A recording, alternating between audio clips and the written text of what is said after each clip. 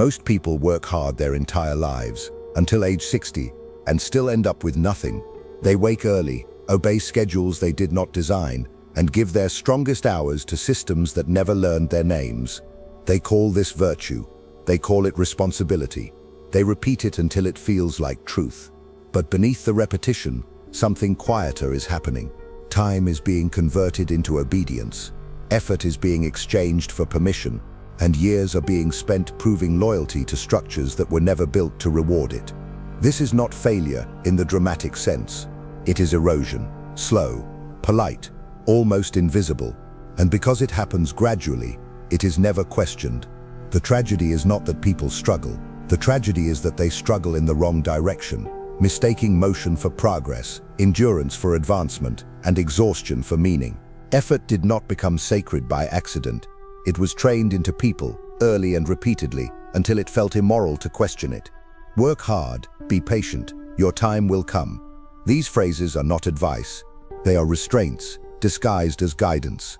They teach a person to delay judgment, to defer power, to surrender the present in exchange for a future that is never clearly defined. Machiavelli understood this well. He saw how rulers did not need chains when they could convince men to chain themselves with promises. Hard work becomes a moral trap when effort is praised without regard for outcome. When exhaustion itself is treated as proof of worth. When asking whether the work leads anywhere is labeled weakness, ingratitude, or entitlement. And so people keep going, not because it works, but because stopping feels wrong. Discipline is sold as a personal virtue, but obedience is its true function. The difference is subtle, and that is why it works. Discipline suggests control, obedience requires surrender, yet the two are blended until they are indistinguishable.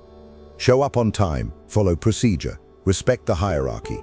These behaviors are framed as self-mastery when they are actually compliance training. Over time, a person learns to measure themselves not by what they create or control, but by how reliably they submit. Reliability becomes identity, and once someone is reliable, they become predictable. Once predictable, they become safe to use.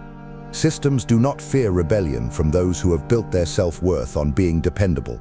The more disciplined the worker, the less dangerous they are to the structure that consumes them.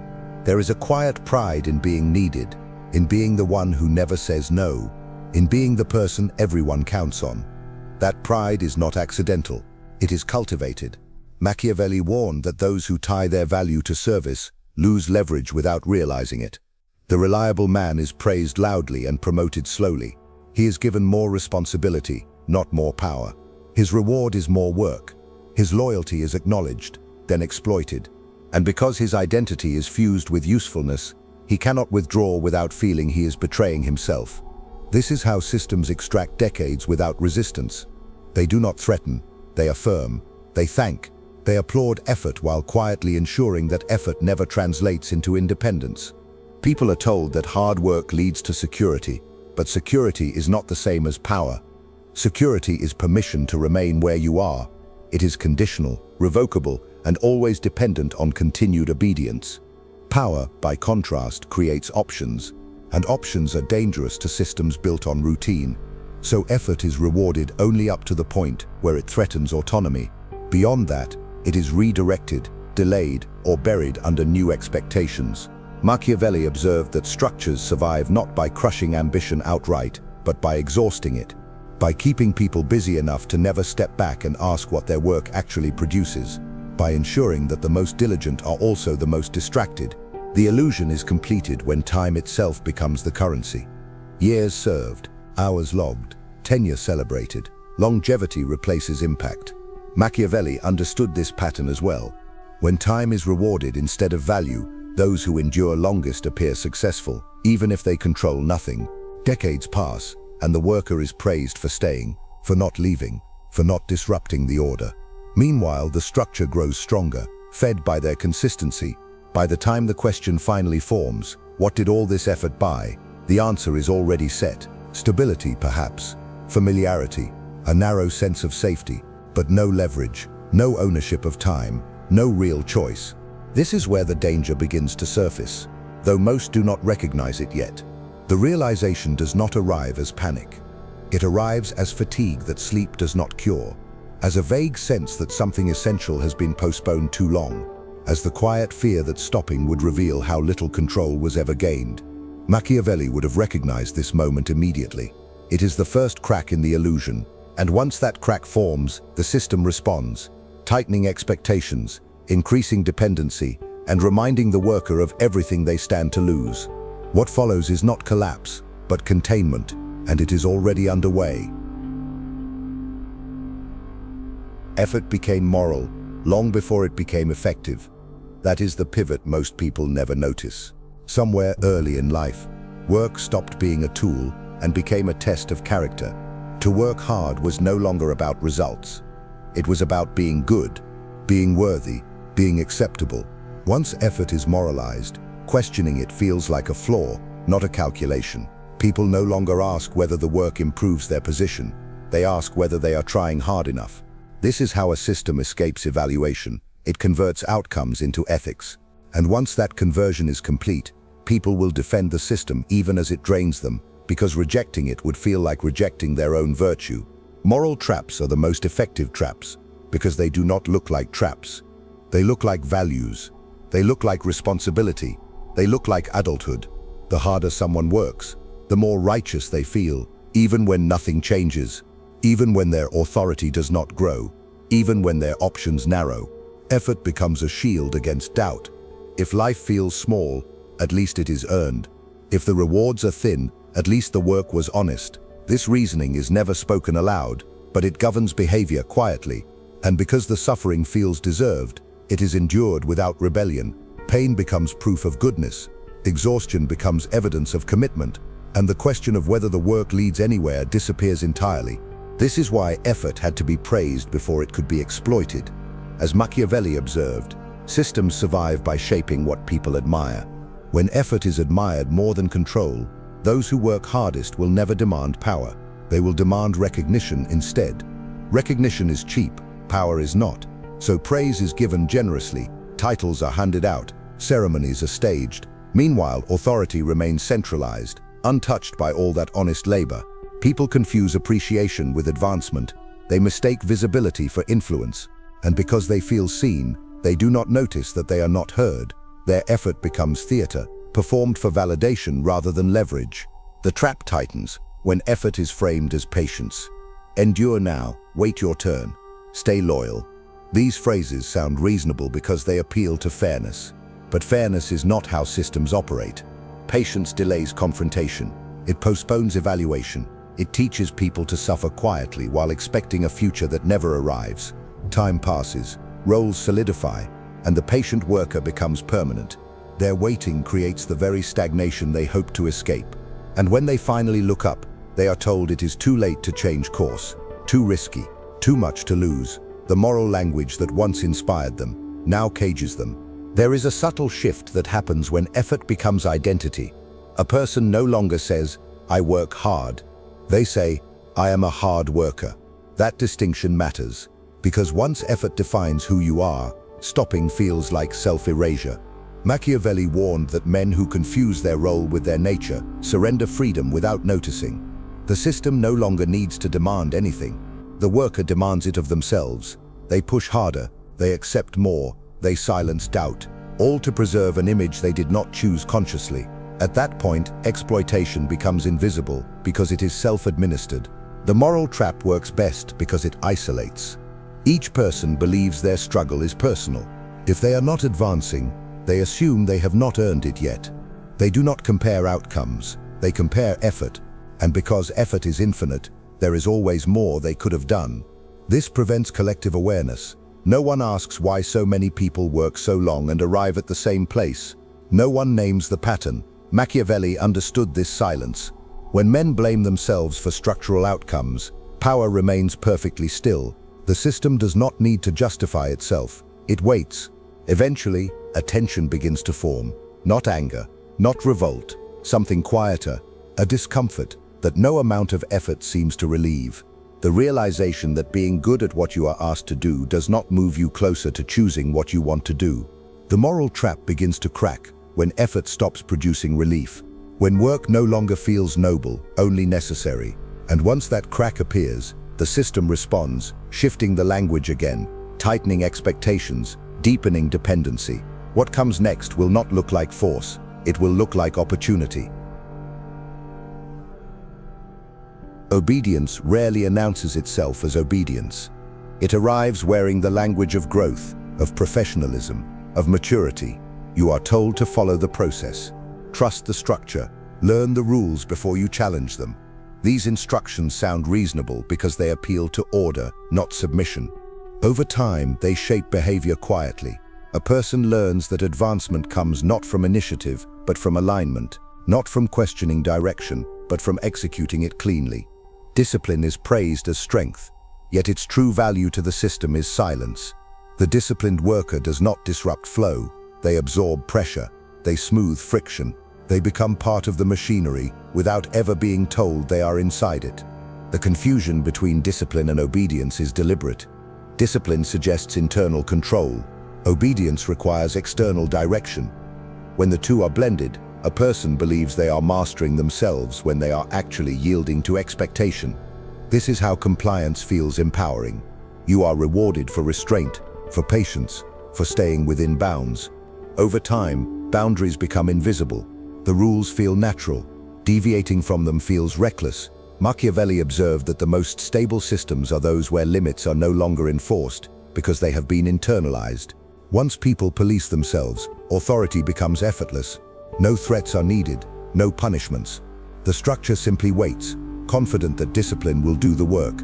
This training begins early and deepens slowly. You learn when to speak, when not to, which questions are safe, which ones stall progress. Curiosity becomes conditional. Only certain ideas are encouraged. Others are labeled unrealistic, disruptive, or ungrateful. The obedient mind learns to edit itself before speaking, not out of fear but out of habit. Over time, the range of acceptable thought narrows. You stop imagining alternatives because imagination offers no immediate reward. It does not fit the process, and so it fades. Machiavelli warned that obedience disguised as order produces calm on the surface and decay beneath. People move efficiently, but nowhere new. Discipline becomes proof of seriousness.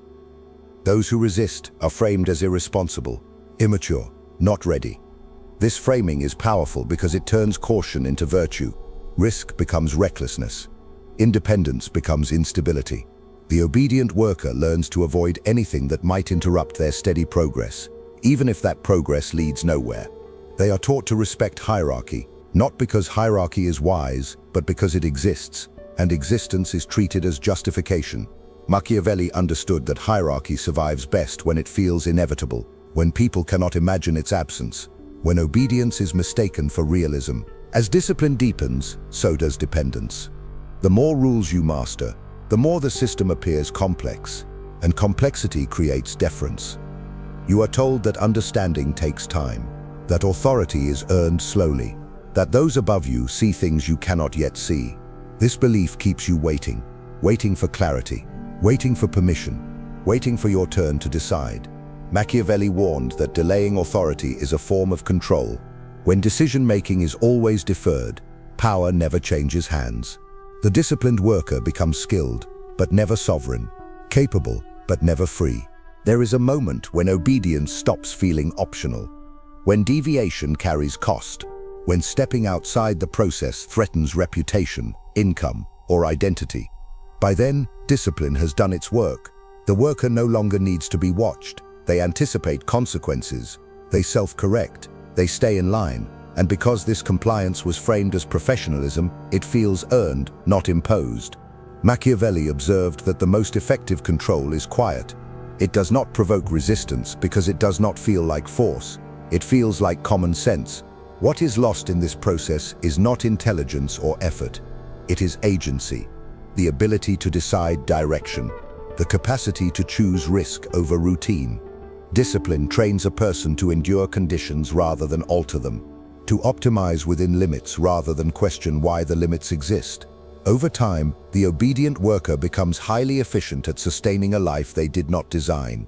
They move faster, but only along approved paths. Machiavelli would have recognized this immediately. Speed without control benefits the road, not the traveler. Eventually, a subtle dissatisfaction emerges. Not anger, not rebellion, just a sense that something essential has been postponed indefinitely, that discipline has become repetition, that obedience has replaced judgment. The worker feels responsible, accomplished, respected, and yet strangely small. The system senses this tension and responds the only way it knows how. It offers more structure, more responsibility, more proof of trust. What comes next will look like advancement, but it will demand something far more expensive. Reliability is presented as the highest compliment a system can give. To be reliable means you are counted on, trusted, safe. It sounds like stability. It feels like belonging. But reliability is not rewarded the way people believe. It is used. The reliable person becomes the one problems are given to, not the one decisions are shared with. Their consistency makes them useful, not powerful. Over time, reliability stops being a trait and becomes a role. And once assigned, that role is difficult to escape without penalty.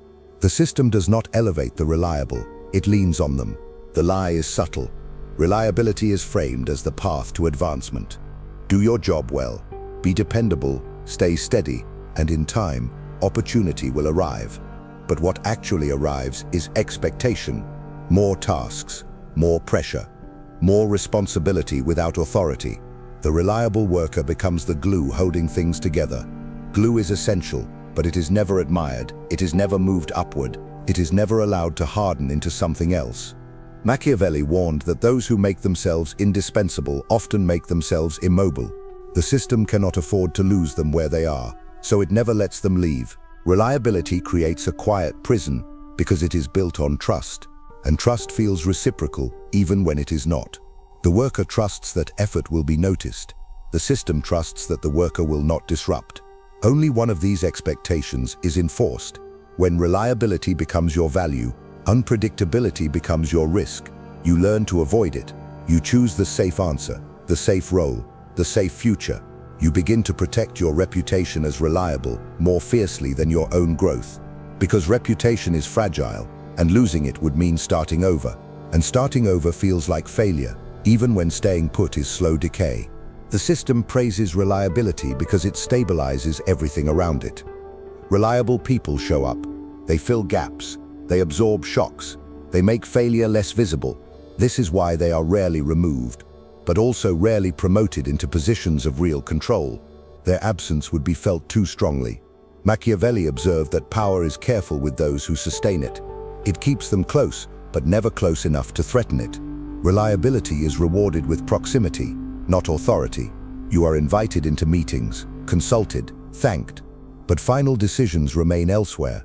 Over time, reliability reshapes behavior. You stop taking risks that might disrupt performance. You stop voicing concerns that could label you difficult.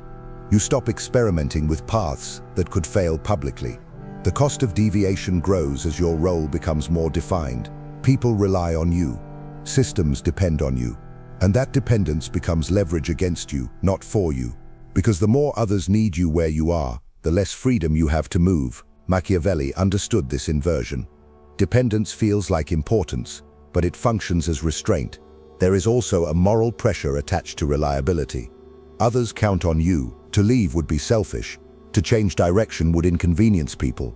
To refuse would let someone down.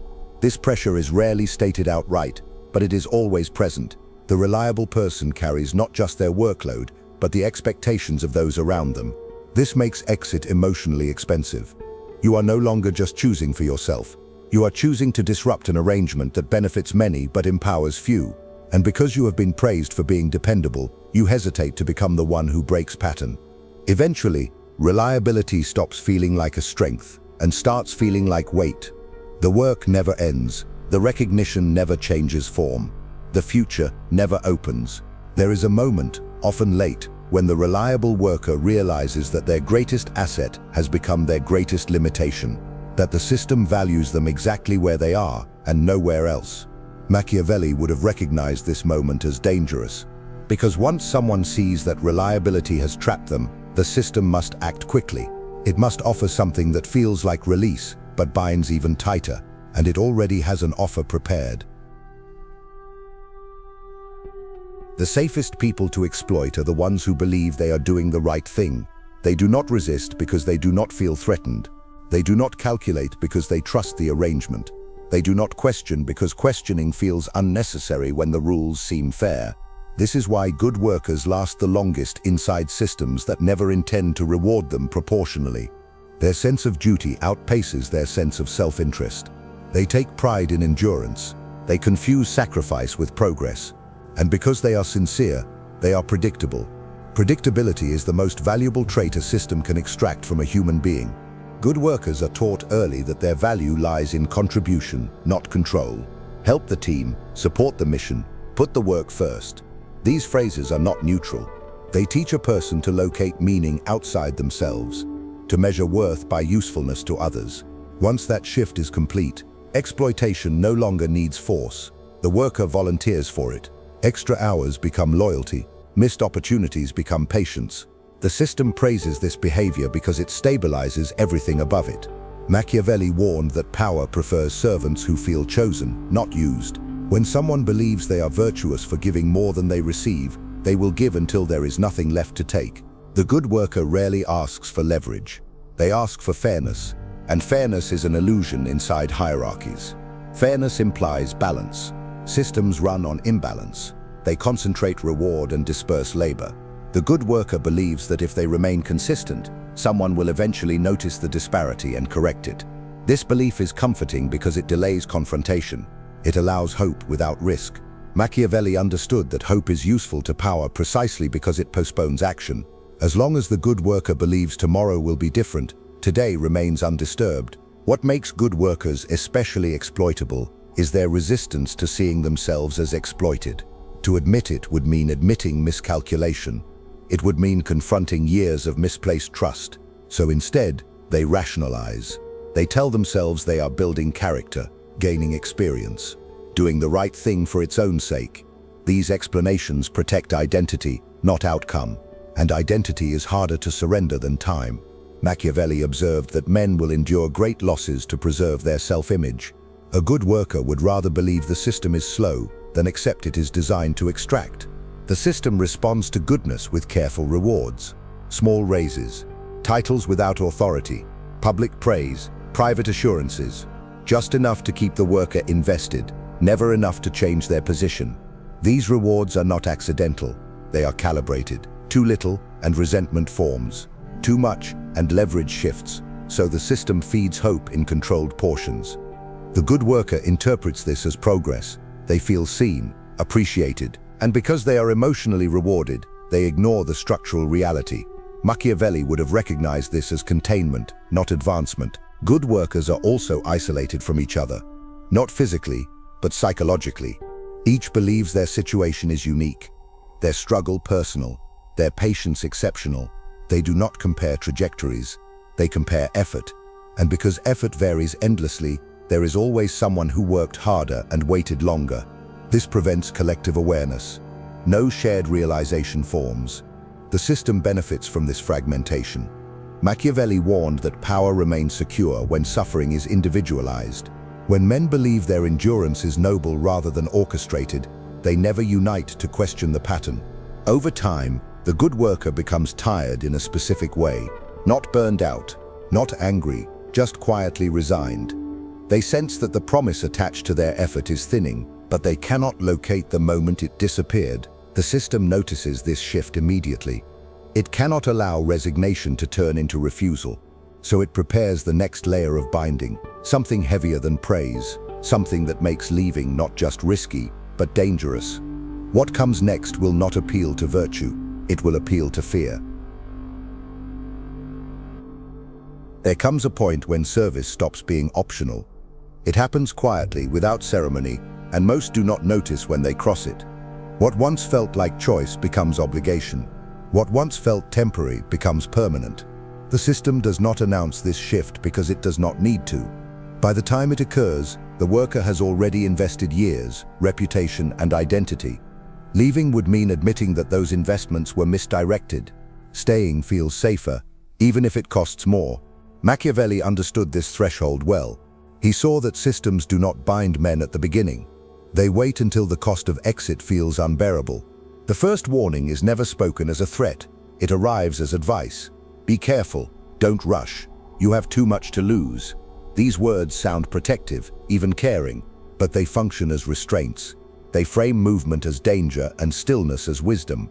The worker is reminded of responsibilities, of dependence, of stability.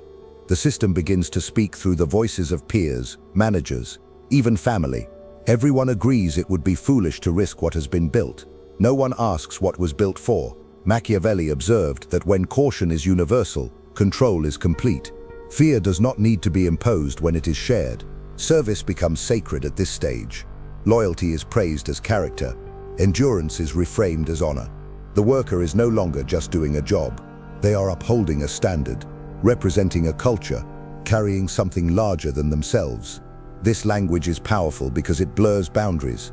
To step away would not just affect income. It would feel like betrayal of people, of values, of self. Machiavelli warned that the most effective chains are forged from meaning. When service is moralized, refusal feels immoral. This is where systems reveal their true design. They do not reward those who serve. They secure them. Benefits replace leverage. Insurance replaces independence. Comfort replaces control. Each addition feels like protection, but each one deepens dependence. The worker becomes entangled in arrangements that are difficult to unwind. Contracts, commitments, expectations. Machiavelli understood that power prefers servants who are anchored, not ambitious. Anchored men do not move suddenly.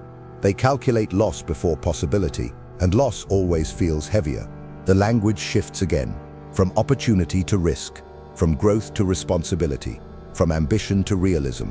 Those who consider leaving are described as reckless, unstable, ungrateful. The worker internalizes this framing. They begin to doubt their own instincts. They tell themselves it is too late to change, too complicated, too irresponsible. Machiavelli observed that time is the most effective weapon against rebellion, not because it weakens the body, but because it burdens the mind with memory. The longer someone has served, the harder it is to imagine another life without feeling foolish. There is also a quiet threat beneath the surface, not explicit, but understood. If you leave, you lose status. If you fail, you start over. If you disrupt, you are remembered. The system does not need to enforce these outcomes often. The possibility is enough. Fear becomes ambient. It settles into decision-making. It shapes choices before they are consciously made. Machiavelli warned that fear is most powerful when it feels reasonable, when it can be justified, when it wears the mask of prudence. By now, the worker is fully integrated, useful, trusted, dependent. They believe they are choosing stability, but stability has chosen them. The system does not need to demand loyalty. It already owns it. And once ownership is complete, the nature of control changes. The next phase will not rely on virtue or service. It will rely on something far more binding, something that makes escape not just unwise, but terrifying. The foundation has been laid.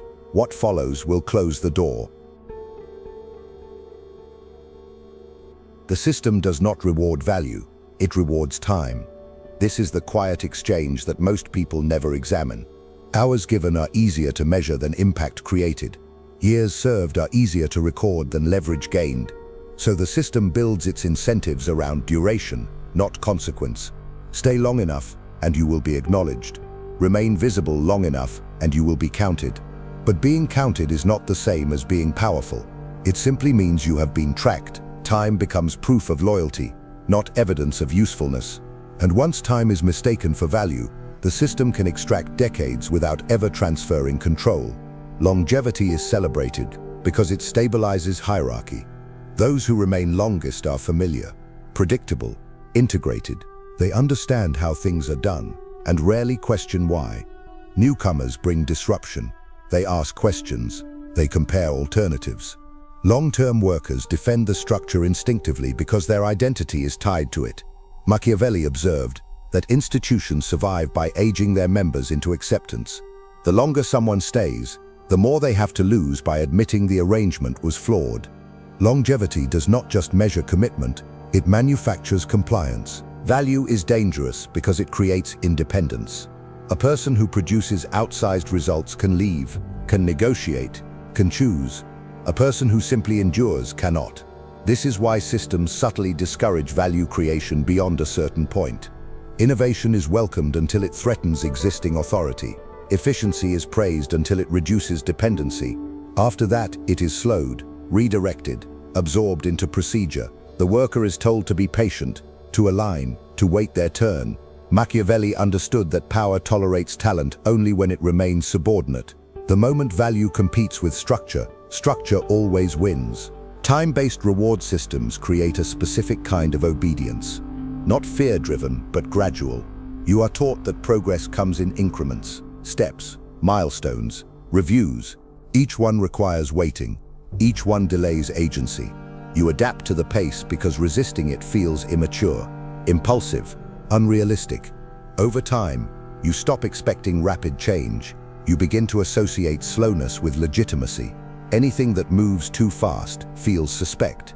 Machiavelli warned that delay is a weapon when it is normalized. When people accept waiting as natural, they surrender urgency, and urgency is the root of power. The system also benefits from how time disguises loss.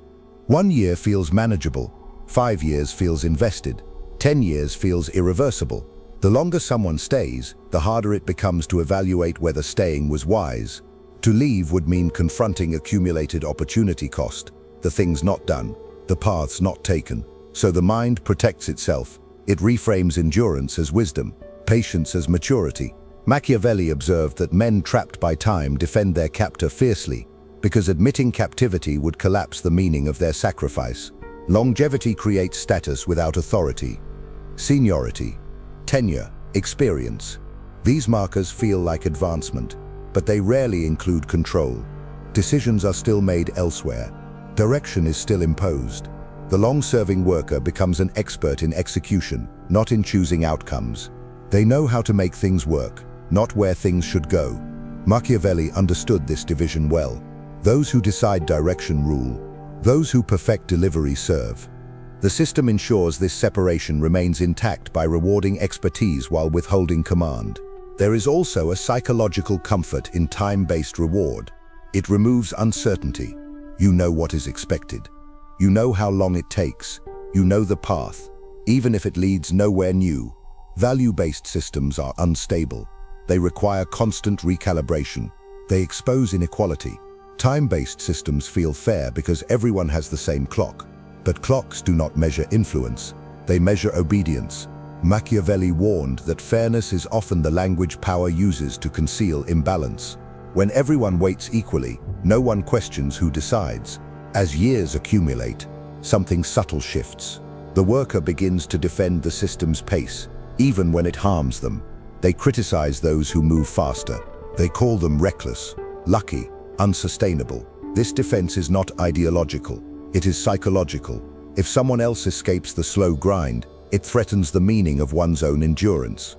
Machiavelli observed that the most loyal defenders of a system are often those it has cost the most. They cannot afford to believe another way exists.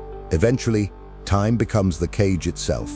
Not just the years spent, but the years remaining. The worker looks ahead and calculates how much is left to lose, to risk, to rebuild. The numbers rarely favor change. The system knows this. It relies on arithmetic more than force. What comes next will not be about effort or loyalty. It will be about extraction, about how institutions quietly convert entire lifetimes into maintenance. And once that process is visible, it cannot be unseen. Longevity is mistaken for impact because it feels tangible. Years can be counted, anniversaries marked, plaques engraved. Impact is harder. It disrupts. It forces comparison. It exposes imbalance. So institutions quietly shift attention away from what changes things and toward what persists. They celebrate those who stay rather than those who move outcomes. This is not sentimentality. It is survival. A system that rewards impact would have to explain why some rise faster than others. It would have to justify why certain people gain influence early. Longevity avoids those questions. It turns waiting into merit and patience into proof. Institutions are built to extract decades, not breakthroughs. Breakthroughs threaten order. They compress time. They create leverage too quickly. So the system smooths everything into increments. Annual reviews, scheduled raises, predictable ladders. Each step looks reasonable on its own. Together they form a corridor with no exits. Machiavelli observed that structures endure by stretching ambition across time until it loses urgency. When desire is delayed long enough, it dulls. People stop reaching for change and start managing comfort. And comfort is easier to control than hunger. Longevity also rewrites memory. The longer someone stays, the more their past choices are interpreted as deliberate. What began as necessity becomes reframed as strategy. This protects the ego. No one wants to believe they drifted into permanence, so they tell themselves they chose it, that the slow pace suited them, that stability mattered more. Machiavelli understood that men will reshape their story to avoid facing wasted time. Once the narrative hardens, leaving becomes an attack on identity. The system benefits from this psychological lock. It does not need to convince anyone. People convince themselves. Institutions prefer long careers because they create dependency through accumulation. Benefits accrue slowly. Status grows gradually. Familiarity deepens. Each year adds another layer that must be unwound to escape. This is not generosity. It is anchoring. The longer someone remains, the heavier the anchor becomes. Machiavelli warned that power secures obedience not by force but by entanglement. When leaving requires unraveling one's entire life, most will stay, even if staying costs them everything they cannot replace. Impact, by contrast, produces options. Someone who creates value quickly can move quickly. They are less attached to place, role, or approval. This mobility is dangerous, so institutions subtly discourage it. They praise teamwork over initiative, process over outcome, fit over force. Those who push too hard are labeled difficult, not aligned, not ready. The language is polite, but the message is clear. Slow down, blend in, wait. Machiavelli observed that power does not crush talent openly. It absorbs it, then dulls it. Longevity also creates an illusion of fairness. Everyone ages, everyone waits, everyone advances together. This shared delay feels equal, even when rewards are not. People accept inequality because it is spread across time rather than concentrated in moments. No single year feels catastrophic. No single decision feels decisive. The loss is cumulative, not sudden. Machiavelli understood that gradual loss is the easiest to tolerate. When something is taken all at once, men resist. When it is taken slowly, they adapt. As years pass, the institution begins to rely on its longest-serving members, not for vision, but for continuity. They become guardians of how things are done, enforcers of pace. They teach newcomers patience. They explain why change takes time. Without realizing it, they become extensions of the system that consumed them. Machiavelli observed that the most effective agents of control are former victims who have made peace with their condition. They do not need to be ordered. They enforce norms instinctively.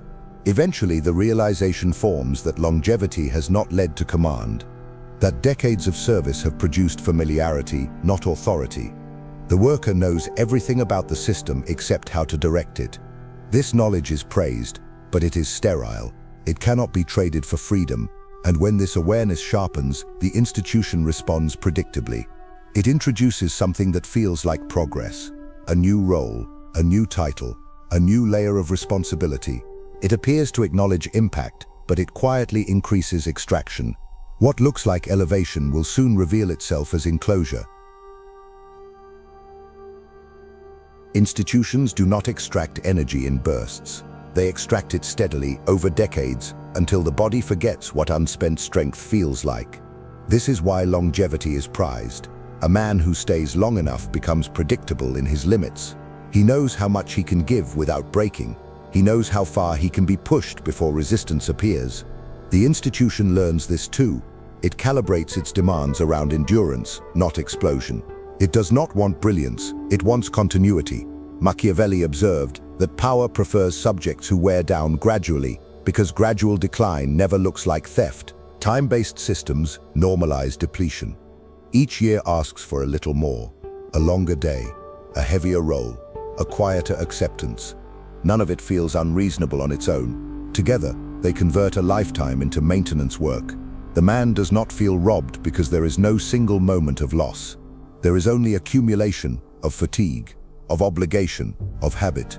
Machiavelli understood that when labor is fragmented across time, it becomes invisible. Men notice when something is taken from them. They rarely notice when something is slowly drained. Institutions extract decades by binding effort to identity. You are not just doing work, you are building a career, a reputation, a legacy. These words inflate the meaning of routine labor. They make repetition feel purposeful. But what is actually built is dependence. The longer the career, the more the worker's life is shaped around it. Schedules, relationships, geography. Every decision begins to orbit the institution's needs. Leaving would require dismantling a life, not just changing a job. Machiavelli warned that power entrenches itself by embedding into daily existence. When survival is organized around the system, defiance feels self-destructive. The extraction is also psychological. Institutions teach men to pace themselves. Do not rush. Do not burn out. This sounds protective, but it serves a deeper function. It prevents intensity. It discourages concentrated effort that could produce rapid change. The man learns to ration his ambition, to spread it thin, to keep enough energy for the next year and the year after that. Machiavelli observed that diluted ambition is easier to manage than fierce desire. When drive is moderated, outcomes remain predictable. Over decades, this pacing reshapes expectation. The worker stops imagining decisive moments. Everything becomes incremental. Raises are small, promotions slow, influence conditional. The idea of a turning point feels unrealistic, fantastical, reserved for others. This is not resignation, it is adaptation. The mind adjusts to the tempo imposed on it. Machiavelli understood that tempo is a form of control. When power sets the speed, it controls the destination. Those who move at the system's pace arrive exactly where the system intends. Institutions also extract time by substituting responsibility for authority. The longer a man stays, the more he is entrusted with outcomes he cannot fully direct. He manages problems he did not create, within constraints he cannot change. This creates the illusion of importance. He feels needed, central. But he is never sovereign. Decisions still come from above. Machiavelli warned that giving responsibility without authority is a way to harvest accountability without surrendering control. The man absorbs blame, stress, and pressure, while direction remains fixed elsewhere. As years accumulate, fatigue becomes normal, not the kind that demands rest, but the kind that dulls initiative. The man still performs, still delivers, but the edge is gone, not because he is incapable, but because the system has consumed his surplus. All that remains is maintenance, energy, enough to continue, never enough to break free. Machiavelli observed that exhausted men are compliant men, not because they fear punishment, but because they cannot imagine exerting more effort without collapse. Eventually, the extraction becomes visible in hindsight. The man looks back and sees that the decades were not invested. They were spent, consumed to sustain something that did not return control. This realization is dangerous to the institution. It cannot allow it to spread. So it offers distraction, a new initiative, a new challenge, something that feels meaningful enough to delay reckoning. What comes next will deepen the bind. Because once a man senses he has been used, the system must ensure he feels he still has something to protect. The quiet deal is never signed on paper. It is absorbed over time, through habit, reassurance, and repetition. No one sits you down and explains the exchange. There is no moment of consent. Instead, expectations accumulate until refusal feels abnormal. You give consistency, loyalty, and restraint. In return, the system offers continuity, income that arrives predictably, a role that remains intact, a future that looks similar to the present. This feels like security, but security is not ownership. It is permission that can be withdrawn. Machiavelli observed that the most effective agreements are the ones people never realize they entered. This deal works because it exploits uncertainty. Early on, the future is unclear. Possibilities are wide. Risk feels acceptable. Over time, the system narrows those possibilities while appearing to clarify them. You are told what comes next, what is realistic, what makes sense. The unknown shrinks, and with it, the appetite for disruption. The deal becomes harder to see because it now feels like reality itself. Machiavelli warned that power succeeds when its terms become invisible. When people confuse arrangement with nature, they stop negotiating. The system does not promise greatness. It promises continuity. This distinction matters. Greatness requires volatility. It demands moments of loss, exposure, and imbalance. Continuity avoids these risks. It keeps everything smooth, predictable. The deal appeals to those who value stability over control. You trade the possibility of outsized gain for the assurance of steady survival. Machiavelli understood that survival is a powerful motivator. Men will surrender future power to protect present comfort, especially when comfort has been earned slowly and feels fragile. As the deal deepens, the system begins to structure your time, not just work hours, but mental space. Deadlines shape thought. Calendars dictate priority. Urgency is assigned externally. You react more than you initiate. This is not accidental. Control over time is control over attention. Machiavelli observed that those who command schedules command outcomes. When your days are filled by obligations you did not choose, your life advances someone else's design. The deal also includes silence. Certain topics are avoided, certain ambitions unspoken. You learn which desires are impractical, which questions are dangerous.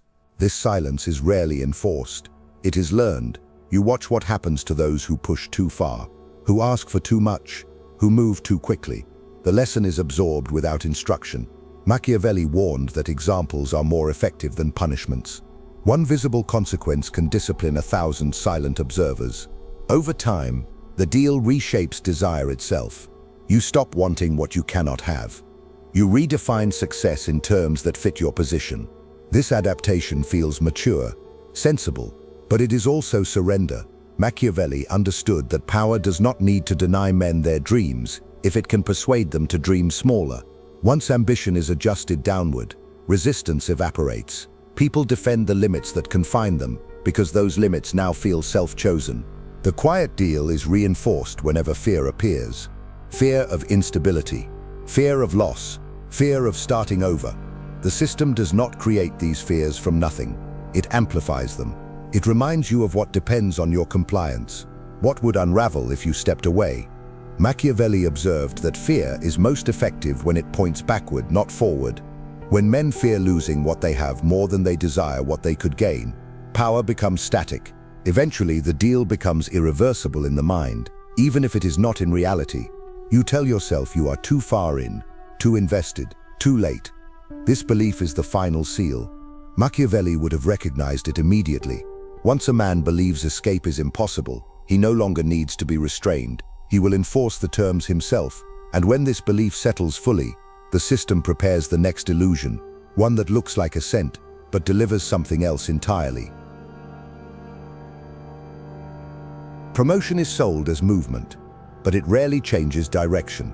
It lifts a person slightly higher inside the same structure and convinces them they are closer to power.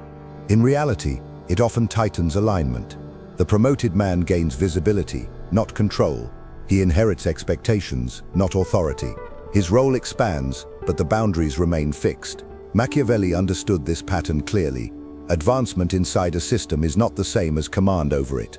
Those who confuse the two mistake elevation for escape. Promotions are designed to reward compliance without transferring leverage. They acknowledge loyalty. They signal trust. They also increase responsibility. The man now manages others, enforces rules, and absorbs pressure that once came from above.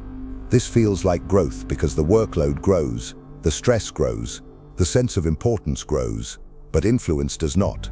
Decisions are still shaped elsewhere. Strategy is still imposed.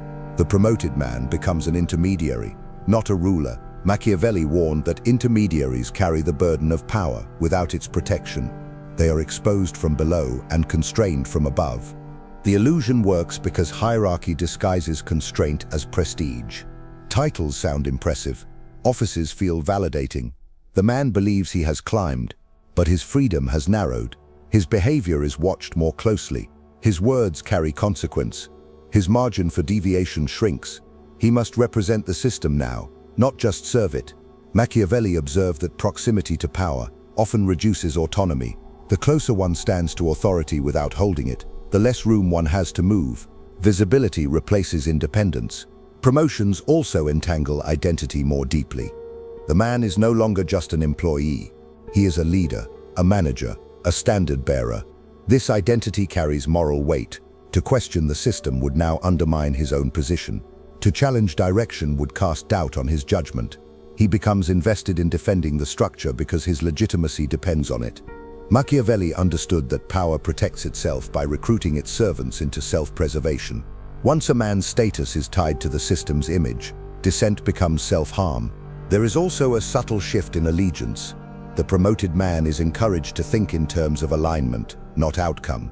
He learns to justify decisions he did not make, to explain constraints he cannot change, to motivate others toward goals he does not control. This is framed as leadership. In truth, it is containment. Machiavelli warned that those tasked with maintaining order rarely shape its purpose.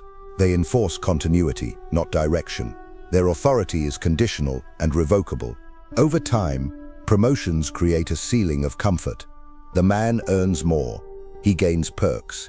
He receives recognition. These rewards are not trivial. They make departure expensive. Leaving would mean losing status, not just income. Starting over would feel humiliating. The system relies on this calculation. Machiavelli observed that men cling to positions that cost them dignity to abandon, even when those positions cost them freedom to keep. The trap is emotional as much as material. The promoted man often believes he is closer to the center than he truly is. He attends meetings. He hears plans. He is consulted. But consultation is not command. Information flows downward selectively. Decisions flow downward absolutely. Machiavelli understood that sharing information creates the illusion of inclusion. It makes a man feel trusted while keeping authority intact. Knowledge without power is not leverage. It is responsibility without escape. Eventually, the promoted man senses a contradiction. He works harder than ever. He carries more weight, yet his capacity to alter outcomes feels unchanged. He is praised for leadership, but constrained by limits he cannot name. This awareness is dangerous to the system. It cannot allow promoted men to realize they are buffers, not beneficiaries. So it offers the next reassurance. Another step, another title, another promise. What follows will look like progress again, and it will cost even more to refuse. Loyalty is praised as a virtue because it stabilizes imbalance. The loyal man does not demand proof. He does not require guarantees. He believes that commitment itself will be remembered and returned. This belief is encouraged carefully. Loyalty keeps people in place while power consolidates elsewhere. Machiavelli warned that systems speak warmly of loyalty precisely because they do not intend to repay it in kind. Loyalty is useful to those above because it removes the need for negotiation. The loyal man waits, power does not. Institutions reward loyalty symbolically, not structurally. Ceremonies, commendations, verbal assurances. These gestures feel personal, even intimate. They create emotional bonds that replace contractual ones. The loyal man feels seen, valued, included. But inclusion is not influence, and appreciation does not alter hierarchy. Machiavelli observed that rulers often substitute affection for equity. When men feel respected, they stop asking whether they are empowered. Emotion fills the space where leverage should be. Loyalty also distorts judgment. The loyal man interprets setbacks as temporary, delays as misunderstandings, injustice as oversight. He assumes good intent because questioning intent would threaten the relationship he depends on. This dependency grows quietly. The longer loyalty is extended without return, the harder it becomes to withdraw without shame. Machiavelli understood this trap well. Loyalty binds strongest when it is one-sided, because admitting imbalance would collapse the meaning of past sacrifice. The system exploits this by framing loyalty as patience. Stay the course, trust the process. These phrases calm unrest. They encourage endurance. But patience is only virtuous when both sides wait. Power does not wait. It advances while loyalty stands still. Machiavelli observed that those who wait for fairness often discover too late that fairness was never scheduled. Time favors the active, not the faithful. There is also a threat embedded in loyalty, though it is rarely spoken. If you leave, you are disloyal. If you question, you are ungrateful. If you resist, you are remembered. The loyal man internalizes this risk. He fears becoming an outsider more than remaining constrained. Machiavelli warned that loyalty enforced by reputation is stronger than loyalty enforced by fear. Reputation follows you, punishment ends. Loyalty becomes especially dangerous when it is tied to identity. When being loyal is no longer something you do but who you are. At that point, leaving feels like self-betrayal. The system does not need to threaten consequences. The loyal man disciplines himself. Machiavelli understood that power achieves permanence when obedience feels virtuous. When men police their own impulses in the name of character, control is complete. Over time, the loyal man notices that others advance without the same devotion, that outcomes do not correlate with sacrifice. This realization is painful, but it is often suppressed. To confront it would mean admitting that loyalty was misplaced, that years were spent serving something that never intended reciprocity. Machiavelli observed that men avoid such realizations until they are unavoidable. Denial is easier than re-evaluation. Eventually, loyalty exhausts itself. Not in anger, but in quiet resignation. The man still performs, still shows up, but the belief that loyalty will be rewarded has thinned. The system senses this shift immediately. It cannot allow loyalty to dissolve into clarity, so it introduces the next mechanism, one that does not rely on virtue at all, one that binds through fear, safety, and the weight of what has already been built. The tone will change, the stakes will rise, and retreat will begin to feel impossible. Safety is presented as relief, but it is priced like a luxury. The more a man builds around it, the more it costs to maintain. What begins as protection slowly becomes obligation. The system understands this trade well. It does not need to threaten risk when it can make safety expensive to abandon. Once a man organizes his life around avoiding loss, he becomes predictable, and predictability is easier to control than ambition. Machiavelli warned that fear works best when it is disguised as prudence.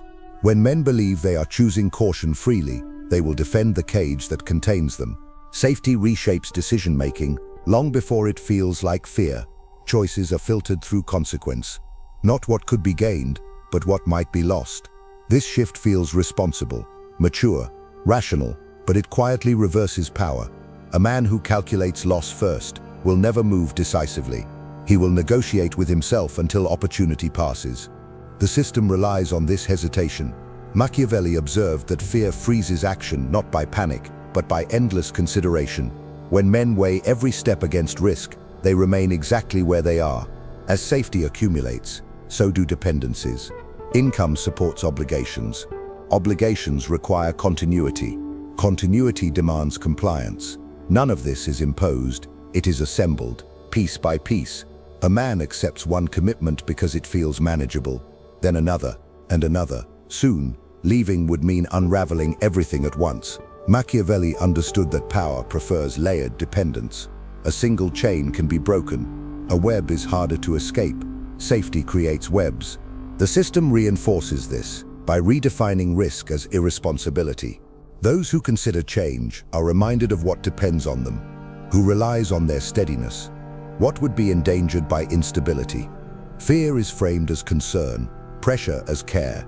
Machiavelli observed that control is strongest when it wears the language of protection. When fear appears reasonable, resistance feels selfish. The man begins to doubt his own instincts. He tells himself that caution is wisdom, that waiting is virtue, that ambition can be postponed. Safety also alters time perception. The future becomes something to defend rather than shape. Plans revolve around preservation, maintaining what exists, avoiding disruption. The man no longer asks where he wants to go. He asks how to keep what he has. Machiavelli warned that when men shift from expansion to preservation, they surrender initiative. Power belongs to those who shape outcomes, not those who guard arrangements. But guarding feels noble, it feels necessary, and so the trade is accepted. Fear deepens as the stakes rise. The man imagines worst-case scenarios vividly. Loss of income, loss of status, loss of control over routine.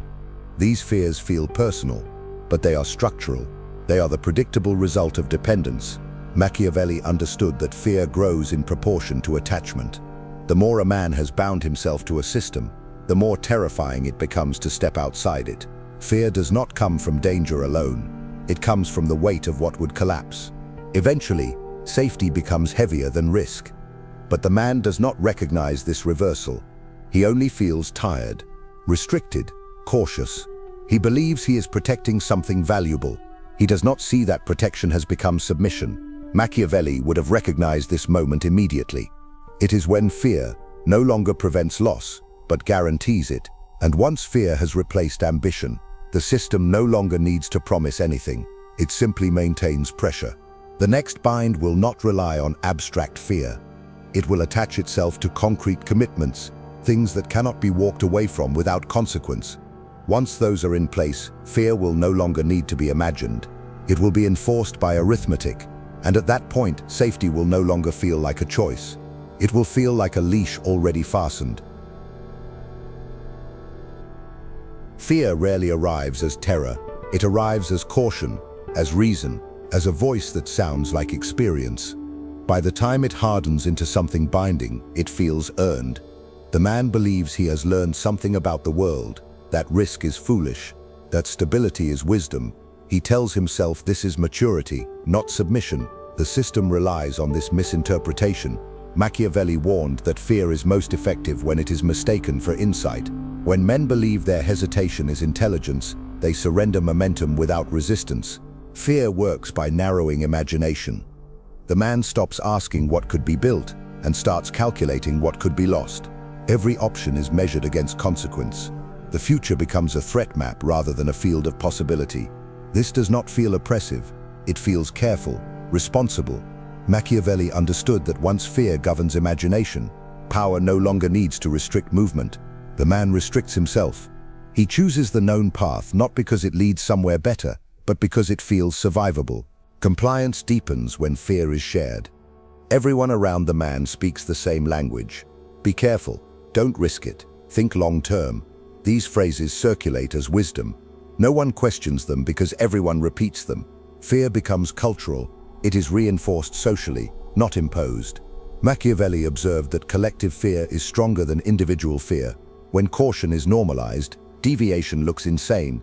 The man fears not just loss, but judgment. He fears being seen as reckless more than being trapped. The system exploits this by tying fear to responsibility. You are no longer acting only for yourself. Others depend on you. Your steadiness matters. This is where fear becomes binding. To risk change would now harm more than just you. At least, that is how it is framed. Machiavelli understood this leverage well. When a man's obligations are extended outward, his freedom collapses inward. He carries the weight of consequences he did not design. And because he cares, he complies. Fear also creates obedience through comparison. The man watches others who tried and failed, who lost status, who struggled. These stories circulate quietly, not as warnings, but as lessons. See what happens when you move too fast, when you don't appreciate what you have. The message is absorbed without instruction. Machiavelli warned that fear spreads most efficiently through example. One visible failure can discipline many silent observers. As fear settles, time slows, decisions are delayed, opportunities expire. The man tells himself he is waiting for the right moment. But the right moment never arrives, because fear requires certainty, and certainty does not exist. Machiavelli understood that waiting is not neutral. It favors those already in control. While the fearful man hesitates, the system continues uninterrupted. Power accumulates elsewhere. Eventually, fear becomes background noise, constant, manageable. The man functions within it. He performs, he plans, he maintains. But something essential has been surrendered. Not visibly, not dramatically. It is the willingness to act without permission, to step into uncertainty. Machiavelli would have recognized this loss immediately. It is the moment when a man becomes governable not by force, but by forecast. What follows will not intensify fear, it will anchor it. The system will attach fear to fixed obligations, to things that cannot be paused or undone. Once that happens, fear will no longer be psychological, it will be structural, and at that point, compliance will no longer feel chosen, it will feel inevitable. The leash is not attached all at once. It is assembled carefully, piece by piece, until it feels like life itself. Commitments are added slowly, each one reasonable, each one justified, a payment here, a promise there, an obligation that cannot be postponed. None of them feel like surrender in isolation. Together they form a structure that cannot move without collapsing. Machiavelli understood this mechanism precisely. He saw that men are not restrained by walls, but by what they have agreed to carry. The most effective leash is built from things a man loves or believes he must protect: a home, a family, a reputation. These are framed as achievements, and they are, but they are also anchors. Once attached, every decision must account for them. Risk becomes dangerous not because it threatens the man, but because it threatens what depends on him. Machiavelli warned that power does not need to frighten a man who has something to lose. Loss becomes the threat, and the more meaningful the attachment, the tighter the control. The system encourages these attachments openly. It praises stability, it celebrates milestones, it applauds settling down. None of this is accidental. A man who is anchored will not move suddenly. He will not challenge structure. He will not gamble his position. He becomes cautious by necessity. Machiavelli observed that men with fixed obligations are easier to govern than men with nothing to defend. Their fear is not abstract. It is immediate, tangible. Arithmetic replaces imagination. Once the leash is in place, fear no longer needs to be suggested. It enforces itself. Bills arrive. Expectations persist. Time is allocated automatically. The man does not need to be reminded to comply. Non-compliance would create chaos. This is the brilliance of the design. Control becomes invisible because it feels like responsibility. Machiavelli understood that when obedience is framed as care, resistance feels cruel. The man tells himself he cannot afford to be reckless. He believes this is realism. It is containment. The leash also changes how the man interprets freedom. Freedom becomes irresponsible, immature, dangerous. Those who appear free are judged harshly. They are called lucky, reckless, unstable. This judgment protects the man from envy. It allows him to believe that his restraint is superior. Machiavelli observed that contempt is often used to defend surrender. If freedom is foolish, then captivity becomes wisdom. Over time, the man forgets when the leash was attached. It feels permanent, natural. He cannot imagine removing it without catastrophe. This belief is crucial. Machiavelli warned that the strongest chains are the ones men believe cannot be broken. Whether they truly cannot is irrelevant. Belief alone is sufficient to prevent escape. The man no longer tests limits. He obeys preemptively. At this stage, the system has little left to do. The man is stable, predictable, bound. But something still stirs beneath the routine, a sense that life has narrowed, that choices have been traded for maintenance. The system senses this unrest. It cannot allow it to surface, so it introduces the next illusion, one that reframes confinement as success, and once that illusion takes hold, even regret will be managed. Stability is praised as a rival, as proof that the struggle worked. The man is told he has made it because his life no longer shakes. The routines hold, the payments clear, the calendar repeats. This calm is presented as success. But stability is not freedom, it is equilibrium. And equilibrium inside a structure means all forces cancel out. Nothing moves. Machiavelli understood that stability is often the final stage of control. Once a man stops oscillating, he stops resisting. He believes the stillness is peace, not containment. The system reframes confinement as maturity. You have responsibilities now. You cannot think the way you used to. This language flatters restraint. It turns limitation into wisdom. The man accepts smaller horizons because they are labeled realistic. He adjusts his expectations downward and calls it growth. Machiavelli warned that power does not shrink men by force. It convinces them to shrink themselves. Once ambition is redefined as immaturity, expansion becomes embarrassing. The man learns to police his own desire. Stability also alters how pain is interpreted. Discomfort is no longer a signal to change direction. It is a tax to be paid. Stress becomes normal. Dissatisfaction becomes private. The man believes this is simply how life works. Others seem to endure it, so he does too. Machiavelli observed that when suffering is normalized, it loses its ability to provoke action. Men tolerate conditions indefinitely if they believe those conditions are universal and unavoidable. The cage tightens because stability is cumulative. The longer it lasts, the more fragile it becomes. Any disruption threatens collapse. The man knows this intuitively. He feels the tension beneath the calm. One mistake could unravel everything. This fear keeps him precise, careful, compliant. Machiavelli understood that fragility is a powerful deterrent. When a man's life depends on everything staying exactly as it is, he will defend the arrangement with desperation. Stability also creates comparison traps. The man looks sideways and sees others who appear worse off, less stable, less secure. This comparison soothes doubt. It allows him to believe his position is superior, even if it feels constricting. Machiavelli observed that relative comfort can pacify absolute loss. As long as someone else appears to suffer more, men will accept their own quiet deprivation without protest. Over time, stability becomes identity. The man is known as reliable, grounded, established. These labels feel affirming, but they carry expectation. He must maintain the image. Deviating would confuse others, disappoint them. Stability becomes performative.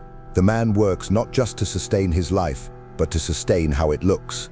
Machiavelli warned that image is a subtle jailer. When reputation is at stake, freedom feels too costly to pursue. Inside this cage, time behaves differently. Years blur, days repeat. The future feels shorter because it is already mapped. The man stops anticipating transformation. He anticipates continuation. This is the deepest loss, though it is rarely named. The loss of expectation. Machiavelli understood that men who no longer expect change are easy to rule. They do not dream loudly. They plan modestly. They maintain. Eventually, a quiet realization forms. Stability has not eliminated fear. It has concentrated it. Fear now lives in the possibility of disruption. The man protects the cage because he is afraid of what would happen if it broke. Machiavelli would have recognized this immediately. When safety becomes the thing that must be defended at all costs, it has become the cage itself. What follows is not collapse. It is awareness. Brief, uncomfortable, dangerous. The man begins to sense that stability has cost him something irretrievable. And once that sense sharpens, the system must act. It must reinterpret this awareness before it becomes revolt. It will offer explanations, rationalizations, stories that make loss feel acceptable. The next phase will not erase regret. It will teach the man how to live with it. There is a moment, often brief, when the man feels it clearly. Not panic, not despair, just a sharp awareness that something has closed behind him. He cannot point to the exact day it happened, only that it did. Paths that once felt open now feel theoretical. Change feels expensive. Starting over feels irresponsible. This realization does not arrive with drama. It arrives between routines, in quiet pauses. And because it threatens the story he has told himself, it is usually pushed aside. Machiavelli understood that the most dangerous realizations are the quiet ones. They do not shout, they linger. The man senses that stability has narrowed his options rather than expanded them. He has done everything he was told would lead to freedom, yet freedom feels farther away than ever. This contradiction is unsettling. It cannot be resolved by more effort. So the mind looks for explanations. Maybe this is just adulthood. Maybe this is how life works. These thoughts are soothing because they require no action. Machiavelli warned that when men encounter truths that threaten their identity, they often reinterpret the truth rather than themselves. It is easier to adjust belief than direction. Fear intensifies at this stage, but it is no longer raw, it is refined. The man fears disruption more than stagnation. He fears embarrassment more than regret. He fears instability more than wasted potential. These fears are not irrational, they are calculated. The system has ensured that every consequence is visible. Bills, expectations, dependence. The man does not need to imagine loss, he can count it. Machiavelli observed that fear anchored in arithmetic is far more effective than fear rooted in imagination. This fear freezes not just action but thought. The man avoids imagining alternatives because imagination creates discomfort. He distracts himself with responsibility, with routine, with maintenance. The days stay full, the questions stay unanswered. Machiavelli understood that busyness is a powerful sedative. When men are constantly occupied, they do not examine direction. They measure productivity instead. And productivity without agency benefits only the system. The man also becomes more compliant socially. He repeats the same advice he once questioned. Be careful, don't rush, think long-term. These phrases come out of his mouth easily now, not because he believes them fully, but because they justify his position. Machiavelli warned that men often become enforcers of the very limits that trap them. To admit otherwise would mean confronting regret, and regret is heavier than obedience. At this stage, the system does not need to intervene directly. The man self-regulates. He dismisses opportunities quickly. He rationalizes in advance. He talks himself out of change before it becomes tempting. Fear has been internalized. It feels like wisdom. Machiavelli understood that once fear is internal, power no longer needs to apply pressure. The subject applies it to himself. Yet beneath this compliance, something continues to stir. A sense that time is not neutral, that years are being consumed, not invested. This awareness flares occasionally, usually at moments of quiet, late nights, empty mornings, milestones that feel hollow. The man notices that the future feels shorter, not because of age, but because of constraint. Machiavelli would have recognized this as the point where fear and awareness coexist, a dangerous combination. The system senses this tension. It cannot allow awareness to sharpen unchecked, so it prepares its next response. Not force, not threat, something subtler, a narrative that reframes loss as inevitability, that teaches the man to accept limitation as fate. Once fate is accepted, resistance feels pointless, and when resistance feels pointless, the final stage of control begins. Fear reaches its most useful form when it no longer feels like fear. It becomes reason. It becomes inevitability. The man stops saying he is afraid and starts saying it is just how things are. This shift is decisive. Fear no longer needs to be managed. It has been absorbed into worldview. Machiavelli warned that once men believe their limits are natural, power has nothing left to conquer. The cage no longer looks constructed. It looks like reality itself. At this stage, the man begins to speak in terms of fate, timing, circumstance. He explains his position as the result of forces beyond control. The economy, responsibility, age. He does not see these as excuses. He sees them as facts. This belief is comforting because it removes agency. If the outcome was inevitable, then no choice was missed, no courage lacking. Machiavelli understood that fate is often invoked when men need relief from responsibility. Once fate is accepted, action feels unnecessary. Fear as inevitability reshapes memory. Past decisions are reinterpreted as the only possible ones. Alternatives are dismissed retroactively. I could never have done that. That was unrealistic. This protects the ego. It also seals the trap. Machiavelli observed that power does not need to erase alternatives if men will erase them themselves. When the past is rewritten to justify the present, the future becomes fixed. The man now avoids people who threaten this equilibrium. Those who change careers late, those who risk stability, those who rebuild. He explains their behavior as reckless or exceptional or irrelevant. This dismissal is defensive. If change is possible for others, it reopens the question of choice. Machiavelli warned that men protect their chains by denying that others have escaped them. It is easier to believe freedom is rare than to admit it was avoided. Fear also alters how time is valued. The man focuses on short-term management. This month, this quarter, this year. Long-term vision feels abstract, even indulgent. The future is no longer something to be shaped. It is something to be endured. Machiavelli understood that when men stop thinking beyond the near horizon, power gains permanence. Short timelines produce small thinking. Small thinking produces compliance. By now, the system has achieved what it wanted. The man works, he maintains, he obeys. Not because he is forced, but because he sees no alternative. Fear has done its work, but fear alone is unstable. It can turn into resentment. The system anticipates this. It introduces a new frame, one that absorbs fear and transforms it into resignation. Not bitter, not loud, quiet, acceptable, reasonable. Resignation is fear that has stopped fighting. The man no longer imagines escape. He focuses on coping well, on doing his part, on being grateful. Gratitude is encouraged here. It softens dissatisfaction. It reframes loss as perspective. Machiavelli understood that gratitude can pacify men more effectively than threat. When men are taught to be thankful for their chains, they defend them voluntarily. The man still senses something missing, but he tells himself it is childish to dwell on it. He believes longing is immature, dangerous. He prides himself on acceptance, on realism. Machiavelli would have recognized this posture immediately. Acceptance is powerful when it follows understanding, but when it precedes it, acceptance is surrender disguised as wisdom. This is the moment when fear has fully transformed into control. The man is no longer held in place by anxiety alone. He is held by story, a story that explains why things could never have been different. Once that story settles, regret can be managed, it can be softened, rationalized, lived with, and that is exactly what the system needs next. Because what follows is not fear at all. It is regret. And regret, when delayed long enough, no longer threatens power. It arrives too late.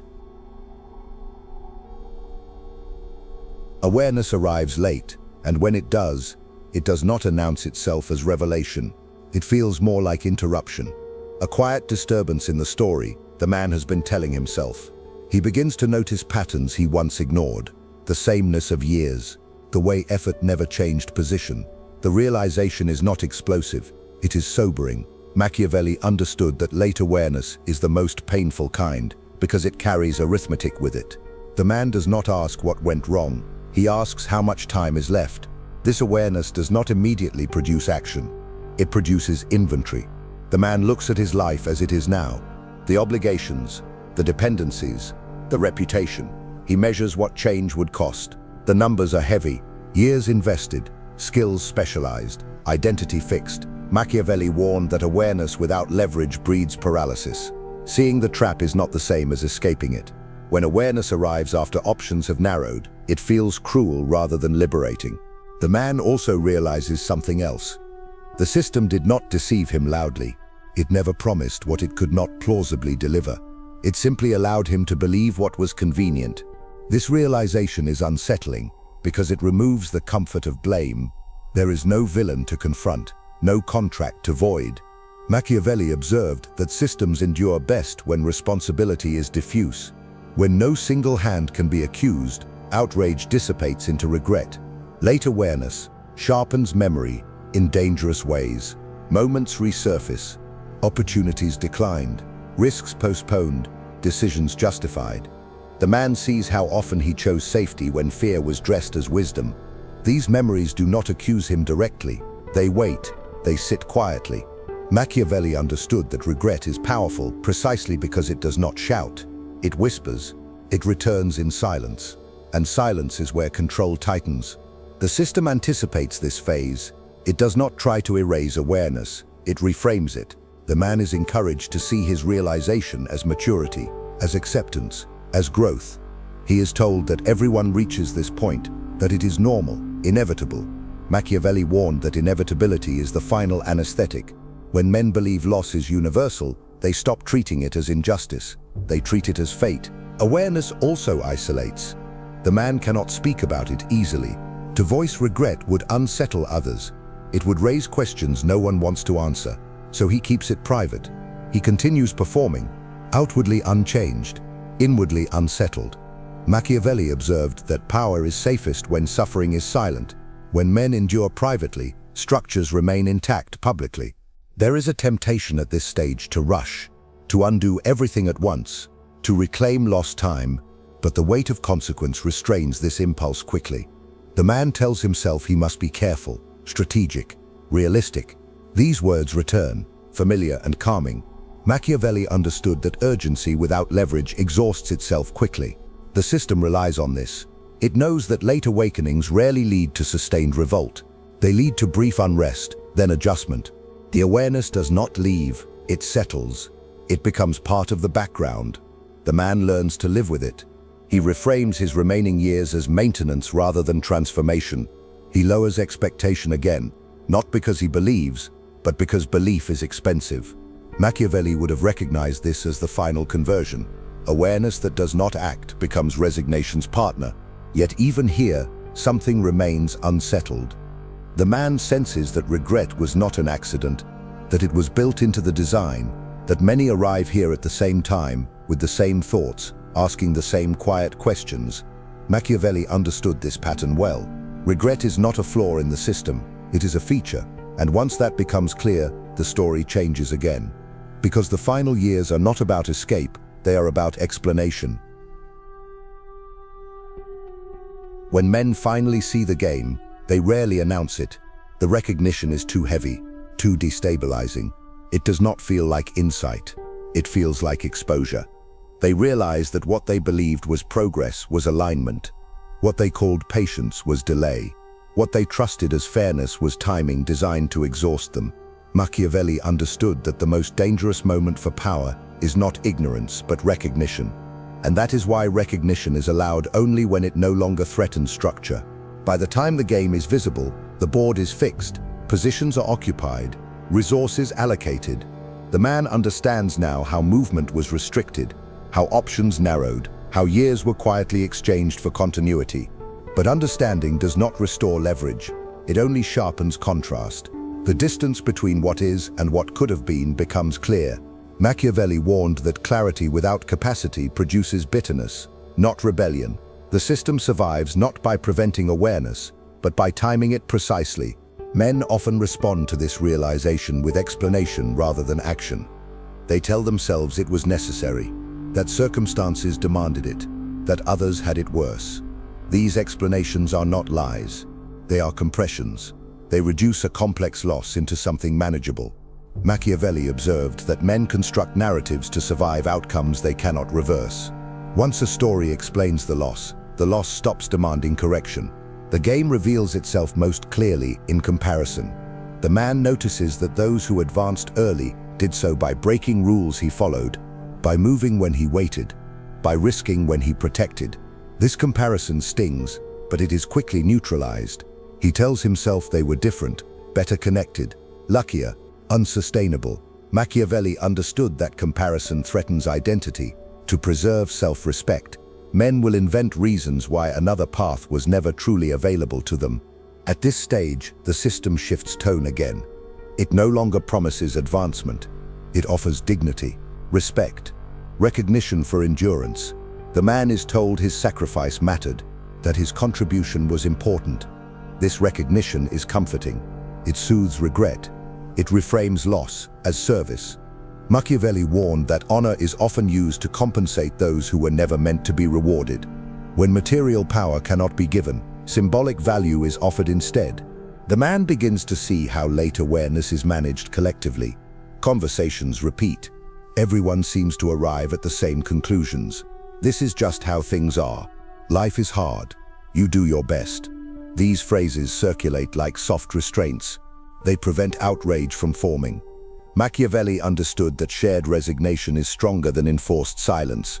When everyone agrees the outcome is normal, no one demands explanation. There is also a quiet relief in explanation. Once the game is named internally, the man stops struggling against confusion. He knows why things unfolded as they did. This knowledge calms him. It also immobilizes him. Machiavelli observed that understanding can pacify just as effectively as ignorance when it arrives too late to be used. The man no longer searches for exits. He searches for peace with the path taken. Still, regret does not disappear. It is reorganized. It becomes something to manage rather than resolve. The man allocates it to private moments. He keeps it from interfering with function.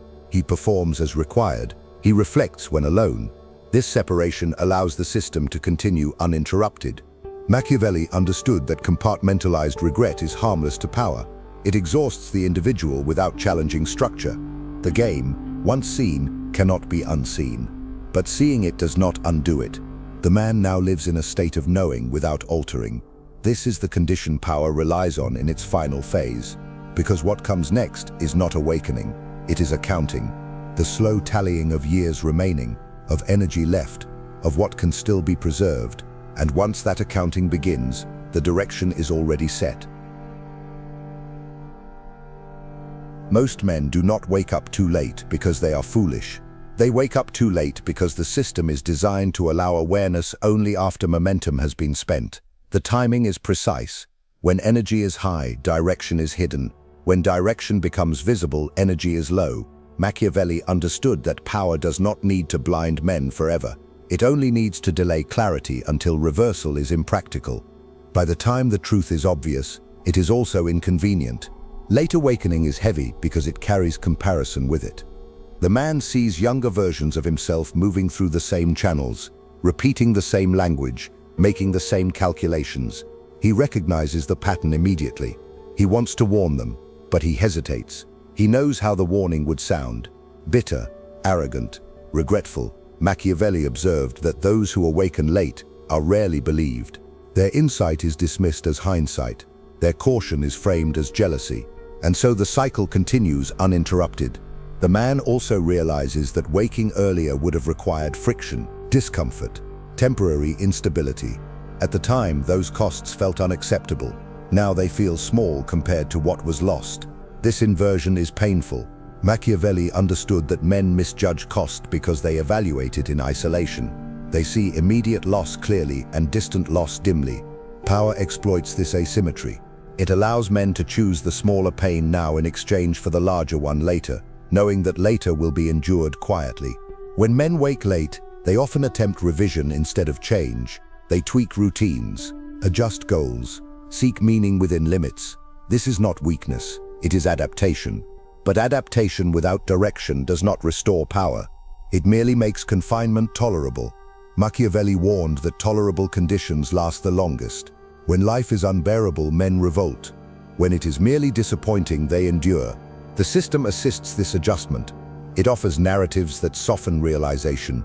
You did what you had to do. You provided. You stayed responsible. These statements are not false, but they are incomplete. They explain behavior without examining outcome. Machiavelli understood that explanation is a form of closure. Once a man accepts an explanation, he stops demanding restitution. He accepts loss as payment already made. Late awakening also fractures time. The past feels dense with missed options. The future feels narrow with limited scope. The present becomes heavy. The man occupies himself with maintenance because maintenance fills hours without reopening questions. Machiavelli observed that power thrives when men are absorbed by the present. When neither past nor future is allowed to generate pressure, the system remains stable. Some men attempt one last push at this stage. A late pivot, a calculated risk. Often it is cautious, constrained, designed not to disrupt existing obligations. These attempts rarely change position meaningfully. They are shaped by fear rather than force. Machiavelli understood that late movement is rarely decisive. It lacks urgency, it is filtered through preservation, and preservation never produces power. Eventually the man accepts that waking earlier would have required a different relationship with fear, with uncertainty, with self-judgment. He sees that his obedience was not enforced, it was learned. This realization is sharp but contained. He does not rage. He does not collapse. He adjusts again. Machiavelli would have recognized this moment as the quiet closing of the door. What remains is not ignorance but management. The man learns how to live with what he knows. He keeps functioning. He keeps explaining. He keeps going. The system does not need to intervene anymore. Late awareness has already done its work, and as the years compress, another shift begins. One where regret stops asking questions and starts asking for justification. The final rationalizations are forming. Regret does not arrive as accusation. It arrives asking to be explained. The man does not ask why this happened. He asks why it makes sense. He begins assembling reasons that make the outcome feel acceptable, necessary, logical.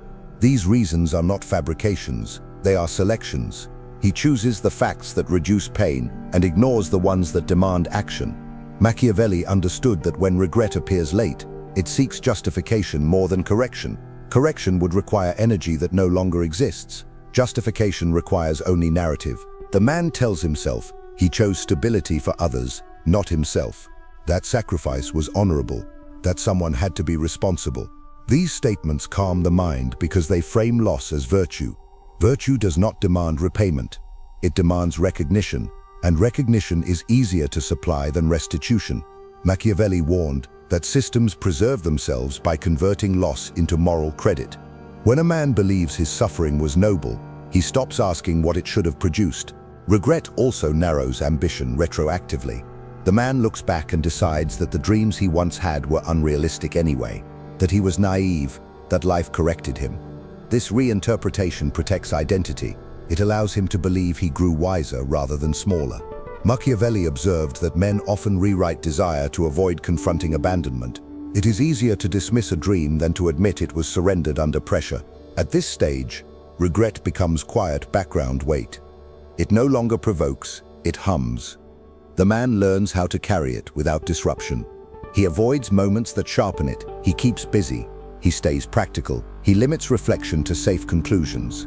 Machiavelli understood that regret is harmless to power when it is contained within routine. As long as it does not translate into collective anger or sudden action, it serves as proof that the system worked as intended. The system encourages this containment by offering closure narratives. Everyone does the best they can. Life is compromise. You can't have everything. These phrases circulate freely.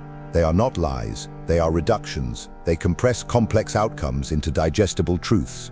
Machiavelli warned that reduction is a powerful tool. When loss is simplified, it becomes manageable. When it is manageable, it is endured. The man also notices that regret becomes more tolerable when shared quietly. Others his age speak the same way. They joke about time. They laugh at former ambition. They praise stability. This shared language forms a soft consensus. No one challenges it because everyone benefits from agreement. Machiavelli understood that consensus built on resignation is extremely stable. It does not need enforcement. It is maintained by mutual reassurance. As regret settles, the man shifts focus from what was lost to what remains. He becomes protective of routine, of position, of reputation. He cannot recover what is gone, but he can prevent further loss. This mindset feels prudent. It is also final. Machiavelli observed that when men move from pursuit to defense, power has already won. Defense preserves position. It never expands it. The justifications are now complete. The story is coherent. The man can explain his life without contradiction. That explanation becomes a shield against disturbance. But something else is forming beneath it. A quieter realization. That explanation does not restore time. That coherence does not equal control. This realization is dangerous even now, because it points not backward but forward to what little remains. And once a man begins to measure what is left rather than what was lost, the system must prepare for the final reckoning. The final years are not spent in ignorance. They are spent explaining. The man no longer asks whether things could have been different. He asks whether what happened can be justified. He arranges his memories carefully. He selects moments that support endurance. He highlights sacrifices that sound necessary. This explanation is not dishonest. It is protective. Machiavelli understood that when men can no longer change outcomes, they change interpretation. Meaning becomes the last territory to defend. In these years, time feels different. Not scarce, but heavy. Each day carries the weight of what it represents. The man maintains routine because routine keeps questions contained. He plans modestly. He avoids disruption. He values predictability, not because it is fulfilling, but because it is manageable. Machiavelli warned that predictability is comforting precisely when imagination has become painful. When dreaming costs more than it promises, men choose repetition. The man becomes careful with his words. He does not speak of regret directly. He speaks of realism, of lessons learned, of doing what had to be done. These phrases circulate easily because they reassure others as much as himself. Machiavelli observed that the language of acceptance spreads quietly. It creates a culture where questioning feels impolite, where dissatisfaction is reframed as immaturity. Silence becomes social courtesy. There is also a subtle guarding of legacy. The man wants his life to appear coherent, responsible, respectable. He emphasizes continuity over disruption, stability over risk. This is not vanity, it is defense. To admit that years were drained rather than invested would destabilize everything that remains. Machiavelli understood that men defend their past choices fiercely when those choices cannot be undone. Reputation becomes the final asset. In these years, the man watches others approach the same horizon. He recognizes the expressions, the calculations, the quiet accounting. He does not intervene, not because he does not care, but because intervention would reopen his own questions. Machiavelli warned that late recognition often produces distance rather than solidarity. Men turn inward to manage what is left. Collective action requires belief in change. Belief has already been spent. The system relies on this inward turn. It does not fear the elderly worker. It depends on him. His resignation stabilizes the structure. His explanations become examples. His endurance becomes proof that the arrangement is normal. Machiavelli understood that the final defenders of a system are often those it has outlasted. They do not defend out of loyalty. They defend out of necessity. Their peace depends on continuity. Yet even here, something resists closure. A small, persistent sense that the loss was patterned, that many lives followed the same arc, that regret arrived on schedule. Machiavelli would have recognized this pattern immediately. When regret is predictable, it is not accidental, it is engineered. The system did not fail these men. It used them as designed. As the years narrow, the man shifts focus to preservation, health, order, familiarity. He avoids upheaval, not because he is incapable, but because upheaval offers no reward now. Machiavelli understood that timing is everything. Power does not deny men insight. It delays it until insight cannot be used. Once the clock has run down, awareness becomes inert. The final realization does not arrive as anger. It arrives as clarity without remedy. The man sees that explanation has replaced power, that justification has replaced choice, that the story is complete but the control never arrived. This is the edge of the doctrine, the point where all mechanisms converge. And beyond this point, there is only one thing left to name. Not for comfort, not for redemption, but as a final warning about time itself. Time is the only currency power never returns. Everything else can be reallocated, renegotiated, repackaged. Titles change, systems rebrand, narratives soften. But time moves in one direction and collects its debt without interest or apology. This is the final truth most men reach, only when there is nothing left to trade. They see that effort was not stolen in a moment.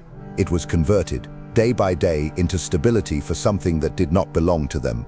And once time is gone, no explanation can buy it back. This is the final warning Machiavelli would have named without hesitation. Power does not need to destroy men. It needs only to delay their understanding until their time has already been spent.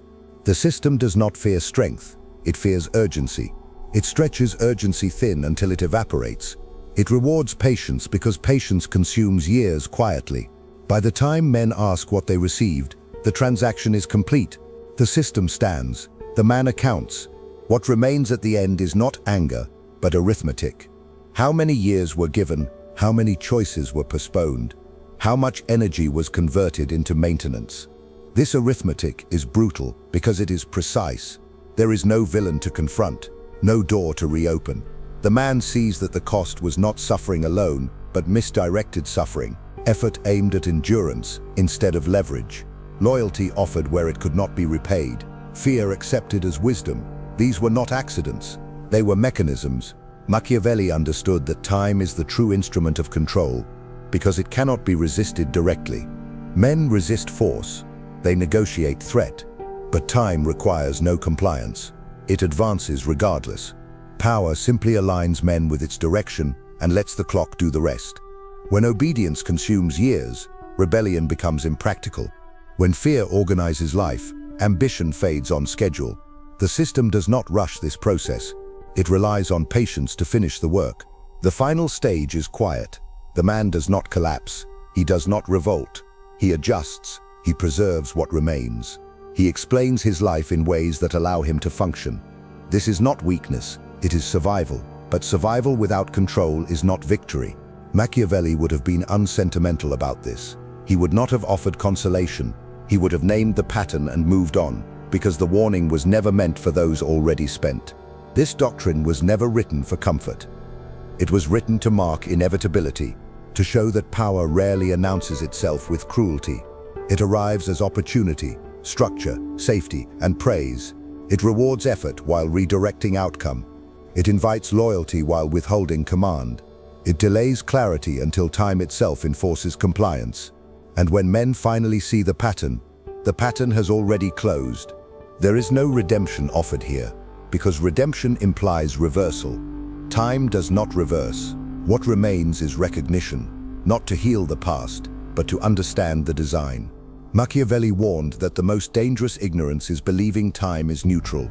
Time always favors whoever controls direction. Those who supply effort without directing outcome do not build futures. They sustain structures. This is the final warning about power and time. Do not confuse endurance with progress. Do not mistake stability for control. Do not trade urgency for reassurance. Systems that ask for patience are rarely preparing to reward it. They are preparing to outlast you. Once time has been spent, explanations will arrive quickly. Dignity will be offered. Respect will be named. But none of these restore choice. At the end, there is only one clean truth. Power is never granted by effort alone. It is seized through timing, leverage, and direction. Those who give their time without these never end up with nothing by accident. They end up with nothing because the system needed them to arrive there quietly, reliably, and on schedule. If you've made it this far, it's because a part of you already knows this truth. Hard work alone was never the path to freedom. It was the leash. Most people exhaust their best years obeying rules designed to keep them useful, not powerful. They confuse effort with progress, loyalty with security, and patience with destiny. Now tell me in the comments, are you ready to stop trading your life for promises that never pay out? Are you willing to think strategically, while others keep working blindly? If this message touched you, if it made sense, write in the comments, I refuse the trap. Let's see how many here are truly ready to step off the path that leads nowhere. And don't forget, keep watching the next video. It's important, much more than you imagine. See you there.